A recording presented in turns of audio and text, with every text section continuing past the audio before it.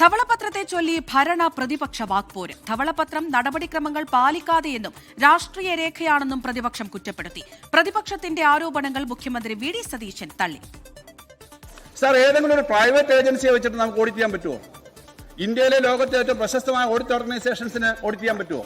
അപ്പോൾ ഡിപ്പാർട്ട്മെന്റ് ആണ് എന്നും ഇത് പ്രിപ്പയർ ചെയ്യുന്നതും ധവളപത്രം ഇറക്കുന്നതും. സാർ, ഈ ഡോക്യുമെന്റ് എല്ലായിടത്തും പുറത്തു കൊടുക്കുക എന്ന് പറഞ്ഞാൽ ഔദ്യോഗിക രഹസ്യ രേഖകൾ ആർക്കും കൊടുക്കില്ല എന്നുള്ള സത്യപ്രതിജ്ഞയുടെ ലംഘനം കൂടിയാണ് സാർ അങ്ങനെ പുറത്തു കൊടുത്തിട്ടുണ്ടെങ്കിൽ. ധവളപത്രം മുഖ്യമന്ത്രി സഭയുടെ മേശപ്പുറത്ത് വച്ചതിന് തൊട്ടു പിന്നാലെ ക്രമപ്രശ്നം ഉന്നയിച്ച് പ്രതിപക്ഷം രംഗത്തെത്തി. ഒരു രഹസ്യരേഖയും പുറത്തു പോയിട്ടില്ലെന്ന് പ്രതിപക്ഷത്തിന് മുഖ്യമന്ത്രി വി ഡി സതീശന്റെ മറുപടി. ഒരു ഡോക്യുമെന്റും പുറത്തേക്ക് പോയിട്ടില്ല.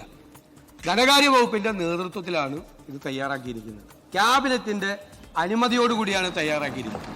ക്യാബിനറ്റിന്റെ അപ്രൂവൽ ഈ വൈറ്റ് പേപ്പറിനുണ്ട്. മുഴുവൻ നടപടിക്രമങ്ങൾ പബ്ലിക് ഡൊമൈനിലുള്ള ഡോക്യുമെന്റ് ആണ് ഇതെല്ലാം. ധവളപത്രം രാഷ്ട്രീയ രേഖയെന്ന് പ്രതിപക്ഷ നേതാവ് പിണറായി വിജയൻ കുറ്റപ്പെടുത്തി. വായിച്ചുപോലും നോക്കാതെ മുൻവിധിയോടെ രാഷ്ട്രീയ രേഖ എന്ന് പറയുന്നത് എങ്ങനെയെന്ന് മുഖ്യമന്ത്രിയുടെ തിരിച്ചടി.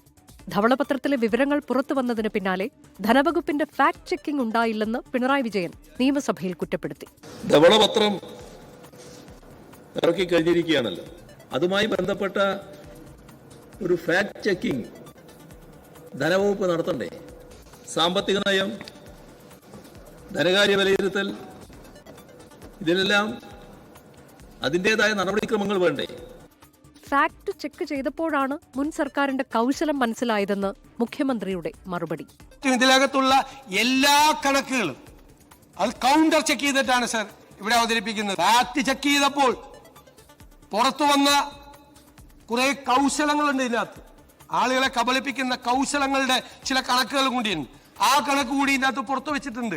പ്രതീക്ഷിത വരുമാനം കണക്കാക്കിയാണ് LDF സർക്കാർ 35,000 കോടി രൂപയുടെ വാർഷിക പദ്ധതി തയ്യാറാക്കിയതെന്നും എന്നാൽ അതിൽ 20,500 കോടി ഇല്ല എന്നുമുള്ള മുഖ്യമന്ത്രിയുടെ വിമർശനത്തിന് മുൻ ധനമന്ത്രി KN ബാലഗോപാലിന്റെ മറുപടി ഇങ്ങനെ: എല്ലാ ധനകാര്യ കമ്മീഷന്റെ റെക്കമെൻഡേഷനിലും റവന്യൂ ഡെഫിസിറ്റ് ഗ്രാന്റ് ഉണ്ടായിരുന്നു.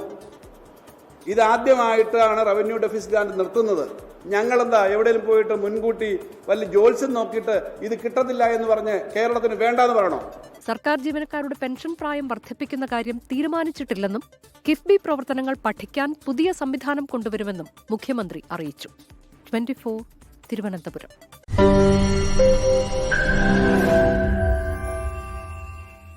ലോകത്തെവിടെയായാലും ഏത് സമയത്തും 24 വാർത്തകളും ഓഗ്മെന്റഡ് റിയാലിറ്റി പാക്കേജുകളും എക്സ്പ്ലെയിനറുകളും വിശദമായി കാണാൻ ഞങ്ങളുടെ യൂട്യൂബ് ചാനൽ നിങ്ങൾക്ക് സബ്സ്ക്രൈബ് ചെയ്യാം.